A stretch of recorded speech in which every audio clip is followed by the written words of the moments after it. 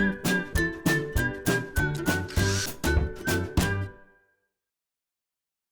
it's Steve.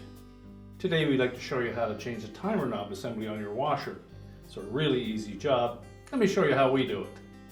Now to do this repair, if the existing knob on your washer is still in place, you'll need to rotate the dial to one of the off positions because you will be pulling out on that knob and we don't want the washer to inadvertently start. So once we have that dial set, and again, if your knob is still in place on the timer shaft, we need to remove this little plastic clip that holds the knob to the shaft.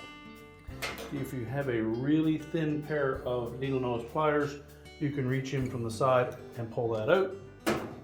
Otherwise, you'll need a blunt screwdriver, and then we'll force it off that shaft or we can remove the old knob.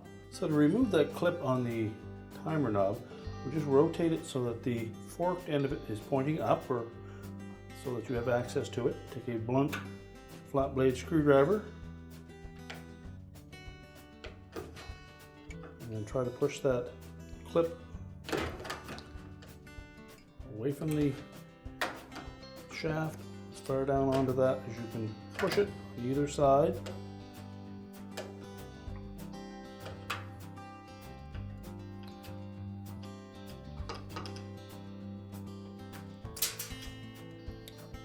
And then the knob will slide right off.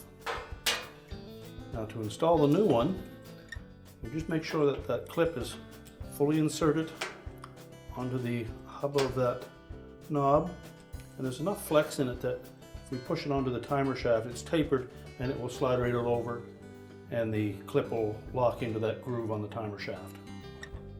So just line it up and push it straight on. Lock in place.